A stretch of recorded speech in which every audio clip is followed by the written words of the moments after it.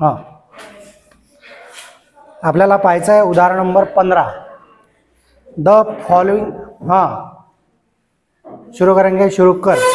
The following information is available of PMD company limited. PMD company लिमिटेडची माहिती दिली आपल्याला खाली बघा.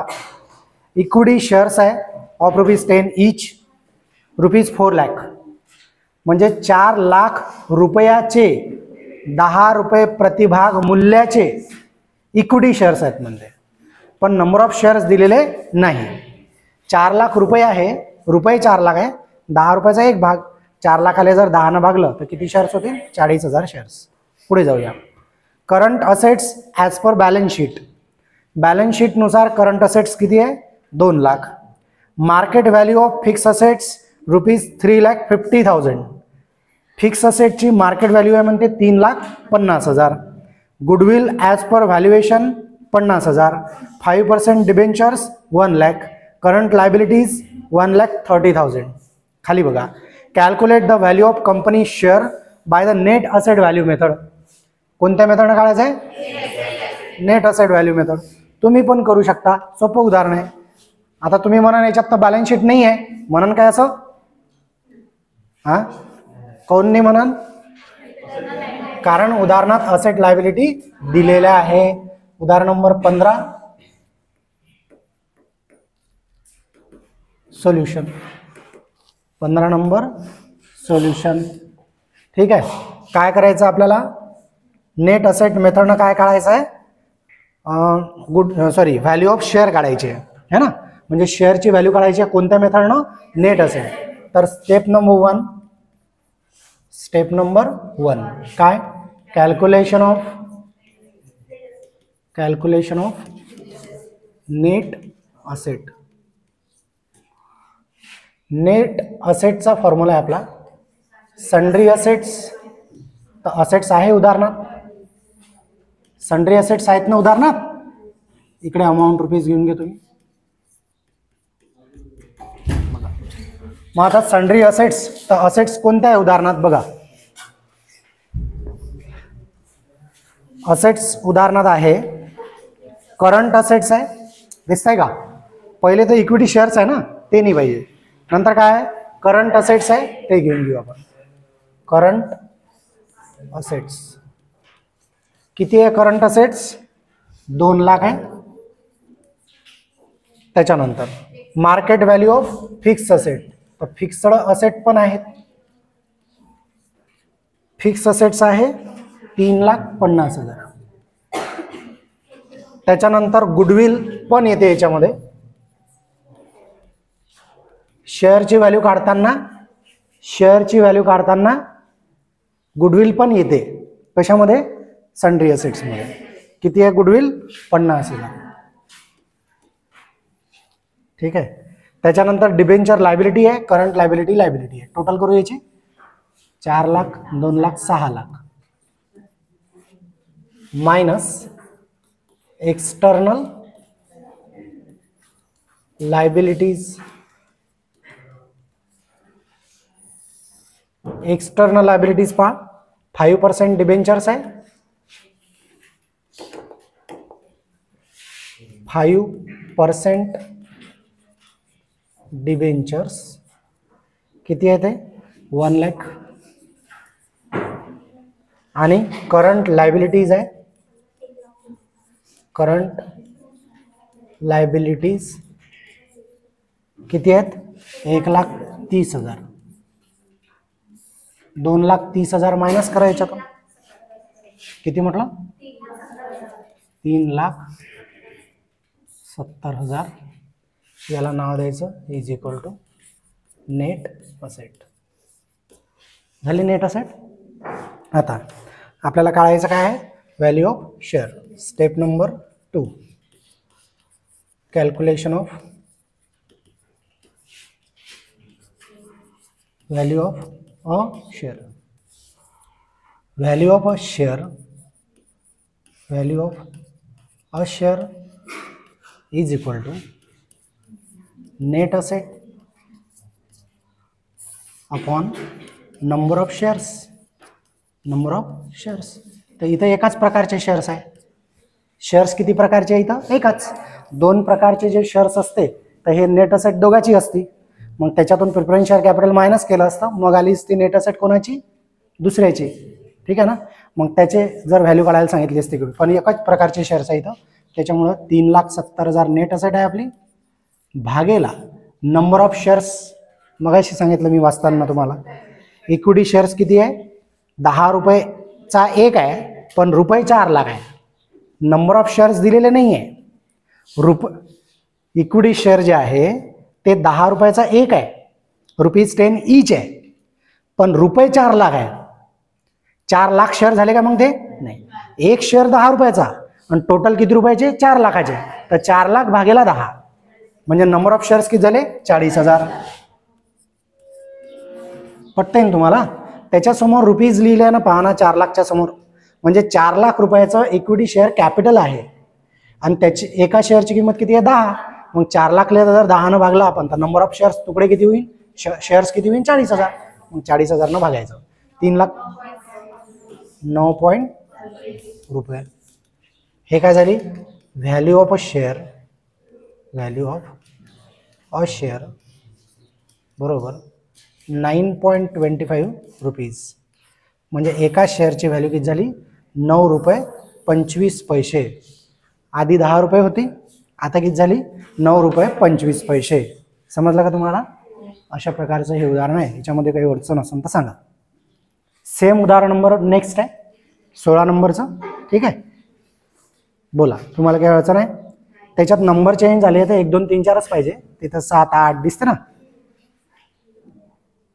चला पुढे 17 नंबर बघूया. From the following information calculate the value of each share by yield valuation method of Sarthak company limited. Capital दिलेलं आहे ₹8 लाख. कॅपिटल रुपये 8 लाख आहे. पुढे जाऊया. Dividend 50% of the profit. त्याच्यानंतर नॉर्मल रेट ऑफ रिटर्न आहे 10%. नंबर ऑफ शेअर्स आहे 8,000. शेअर कॅपिटल 8 लाख आहे आणि नंबर ऑफ शेअर्स आहे 8,000 है ना. म्हणजे एका शेअरची व्हॅल्यू किती असन? 8 लाख भागेला 8,000. तर एका शेअरची व्हॅल्यू किती होईल? 100 रुपये होईल. बरोबर आहे. एका शेअरची व्हॅल्यू नाही दिली आहे तिथे त्यानं. अरे बाबा, आपल्याला समजा शेअर्स आहे 8,000 बरोबर. शेअर कॅपिटल किती आहे? शेअर कॅपिटल किती आहे? 8 लाख आणि शेअर्स किती आहे? 8,000. शेअर कॅपिटल 8 लाख आहे ना. हे कसं असते माहिती आहे का? समजा 10 रुपये किलो साखर आहे, सॉरी 10 रुपये नाही किलो आहे, आता 40 रुपये किलो साखर आहे. बरोबर आहे. 40 रुपये किलो साखर आहे. तर मग 100 किलो साखर किती रुपयाची होईल? 40 रुपये पर केजी शुगर आहे. शुगर किती आहे? 40 रुपये पर केजी. 1 किलो कितीचे आहे? 40 रुपये. मग 100 kg कितीचे होईल? काय कराल तुम्ही? काय कराल? कॅल्क्युलेशन कसं कराल? 40 रुपये किलो साखर आहे, मग 100 किलो कितीची होईल? कसं कराल? काय कराल? हां करान काय? गुणाकार भागाकार. 40 रुपये किलो, 100 किलोची किंमत काढायची आहे की नाही. मग एका किलोची किती आहे? 40. मग 100 किलोची किती? तर 100 गुणेला 40 करा ना. 4,000. हे काय झाले? रुपये. आता 4,000 रुपयाची 100 किलो. 4,000 रुपयाची 100 किलो. मग 1 किलो कितीची? कशी करा? 4,000ला 100 न भागायचं. बरोबर ना. तेव्हा पर केजी निघाल ना. बरोबर आहे. मग समजा 4,000 रुपयाची 4,000 रुपये आणि पर केजी आहे 40 रुपये. मग किती किलो साखर आहे? 4,000 रुपयाची आणि पर किलोग्राम किती आहे? 40. मग किती किलो साखर घेतली आपण? कशी? आता इथं उत्तरच आहे 4000 भागेला 40, तसंच हे शेअर्स आहे. म्हणजे समजा आपल्याला पर किलोग्रॅम किंवा नंबर ऑफ किलोग्रॅम काढायचं आहे. म्हणजे काय म्हटलं मी तुम्हाला, व्हॅल्यू पर शेअर म्हणजे एका शेअरची व्हॅल्यू काढायची आहे किंवा नंबर ऑफ शेअर्स काढायचे आहे. एका शेअरची व्हॅल्यू काढायची आहे किंवा नंबर ऑफ शेअर्स काढायचे आहे, तर तुम्ही काय कराल, भागाकार. काय कराल, भागाकार. कोणाचा, शेअर कॅपिटल किती आहे, 8 लाख रुपये आहे आणि नंबर ऑफ शेअर्स किती आहे, 8000. मग एका शेअरची व्हॅल्यू काढायची आहे ना तुम्हाला. हे 8 लाख तर एकूण आहे ना, आणि हे 8000 शेअर्स आहे. मग 8 लाखाला काय कराल तुम्ही, 8000 भागायचं. बरोबर. म्हणजे 1 2 3 1 2 3 8 गेले 8 गेले, किती शून्य उरले 2. म्हणजे हे 8 1 8 1 आला, म्हणजे किती आले, 100 रुपये. हे काय झालं, शेअर कॅपिटल किती आहे, 8 लाख रुपये आणि 8000 शेअर्स आहे. तर एका शेअरची व्हॅल्यू पर शेअर म्हणजे एका शेअरची व्हॅल्यू किती झाली, 100 रुपये. कळलं ना तुम्हाला. आता तेच जर म्हटलं त्याने किंवा जसं याच्या आधीच्या उदाहरणात 14 किती 15 मध्ये काय दिलं होतं त्यानं, 10 रुपयाचा एक, 10 रुपये इच, आणि रुपये किती दिले होते, 4 लाख. मग आपल्याला नंबर ऑफ शेअर्स पाहिजे होते, तर आपण काय केलं, 4 लाखला 10 भागलं, किती आले, 40,000 शेअर्स. कळलं ना, 40,000 शेअर्स. आता आपल्याला शेअर कॅपिटल पाहिजे. समजा ₹20 इच, ₹20 इच, नंबर ऑफ शेअर्स 50,000. काय म्हटलं मी, ₹20 इच म्हणजे 20 रुपयाचा एक, आणि नंबर ऑफ शेअर किती आहे, 50,000. मग शेअर कॅपिटल कसं काढा तुम्ही, शेअर कॅपिटल कसं काढा, शेअर कॅपिटल म्हणजे टोटल रक्कम. बरोबर. मग एक शेअर कितीचा आहे, 20चा, गुन्हेला नंबर ऑफ शेअर किती आहे, 50,000, गुन्हेला करा लागेल. कळलं का. शेअर कॅपिटल काढायचं असेल तुम्हाला, शेअर कॅपिटल काढायचं असेल तर नंबर ऑफ शेअर गुन्हेला पर शेअर व्हॅल्यू, म्हणजे एका शेअरची किंमत गुन्हेला नंबर ऑफ शेअर्स म्हणजे शेअर कॅपिटल निघते. शेअर कॅपिटल असेल तुमच्याकडे तर शेअर कॅपिटल भागेला नंबर ऑफ शेअर्स म्हणजे पर शेअर व्हॅल्यू, किंवा शेअर कॅपिटल भागेला एका शेअरची व्हॅल्यू बरोबर नंबर ऑफ शेअर्स. कळलं का. नंबर ऑफ शेअर्स काढायचे आहे तुम्हाला, तर शेअर कॅपिटल भागेला पर शेअर व्हॅल्यू, पर शेअर व्हॅल्यू म्हणजे नंबर ऑफ शेअर निघते. त्याच्यानंतर तुम्हाला पर शेअर व्हॅल्यू काढायची आहे, पर शेअर व्हॅल्यू काढायची आहे, तर शेअर कॅपिटल भागेला नंबर ऑफ शेअर्स. शेअर कॅपिटलला जर नंबर ऑफ शेअरनं भागलं तर एका शेअरची व्हॅल्यू निघेल ना. आणि शेअर कॅपिटल काढायचं असेल तर, शेअर कॅपिटल काढायचं असेल तर पर शेअर व्हॅल्यू गुणेला number of shares, number of shares.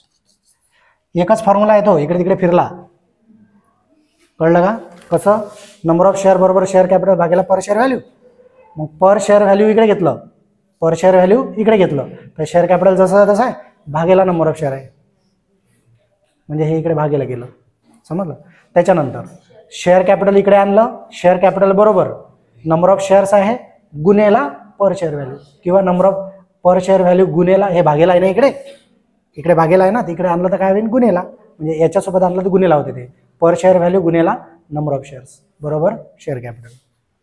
कळलं का. म्हणजे शेअर कॅपिटलची व्हॅल्यू काढायची असेल तर नंबर ऑफ शेअर्सला पर शेअर व्हॅल्यूनं गुणायचं. मस्त त्याच्या वर चाललं काय नाही ना. आता याच्या आधीच्या उदाहरणात आपल्याला नंबर ऑफ शेअर्स दिलेले होते का, 15 नंबरमध्ये नंबर ऑफ शेअर्स पाहिजे होते, पण आपल्याला 40,000 नंबर ऑफ शेअर्स काढले. आपण कसे काढले, 4 लाख रुपये शेअर कॅपिटल होतं, एका शेअरच्या व्हॅल्यू 10 होती, तर 4 लाखाली 10ने भागलं तर नंबर ऑफ शेअर्स आले. बरोबर. आता या उदाहरणात जर बघितलं तुम्ही 17 मध्ये, तर 8 लाख रुपये शेअर कॅपिटल आहे आणि नंबर ऑफ शेअर्स आहे 8000, तर एका शेअरची व्हॅल्यू नाही आहे तुमच्याकडे. मग एका शेअरची व्हॅल्यू कशी काढा, 8 लाखाला 8000 ने भागायचं म्हणजे एका शेअरची व्हॅल्यू निघते 100 रुपये. कळलं ना? हां, गुणाकार केव्हा करायचा तुम्हाला? शेअर कॅपिटल काढायचं असेल तर. शेअर कॅपिटल काढायचं असेल तर गुणाकार करायचा, आणि नंबर ऑफ शेअर्स किंवा शेअरची व्हॅल्यू काढायची असेल तर भागाकार करायचा. मोठ्या संख्येला लहान संख्येने भागायचं, सरळ सरळ. कळलं का? अजून सोपं, मोठ्या संख्येला लहान संख्येने भागायचं. म्हणजे शेअर कॅपिटलला नंबर ऑफ शेअर्सनं भागलं तर एका शेअरची व्हॅल्यू निघते. शेअर कॅपिटलला पर शेअर व्हॅल्यूनं भागलं तर नंबर ऑफ शेअर्स निघते.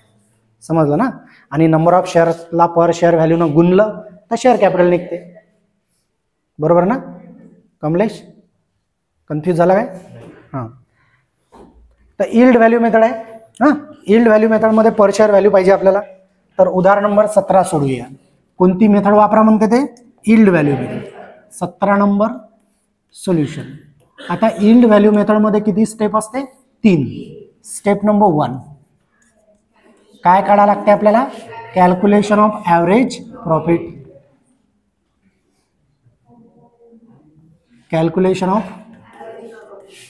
Average profit. आता या उदाहरणात जर तुम्ही बघितलं, हॅलो, काय बघितलं? ॲव्हरेज प्रॉफिट काढायचं आहे. तर ॲव्हरेज प्रॉफिटचा फॉर्म्युला काय आपला? Total profit upon number of years. तर या उदाहरणात जर तुम्ही बघितलं ना, तर ॲन्युअल प्रॉफिट दिलेला आहे. ॲन्युअल म्हणजे वार्षिक नफा. किती आहे वार्षिक नफा? 2 लाख. वार्षिक नफा म्हणजे 1 वर्षाचा नफा झाला. म्हणजे 1 वर्षाचा म्हणजे सरासरी झाला.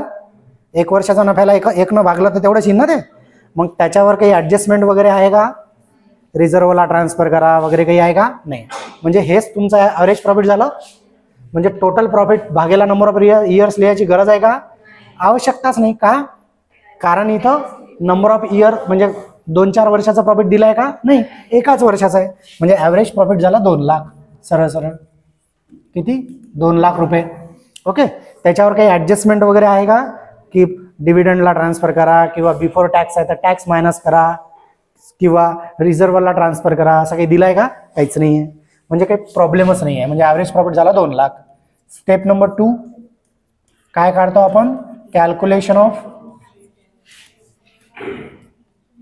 Rate of average profit. काय काढतो? Rate of average profit. Rate of average profit.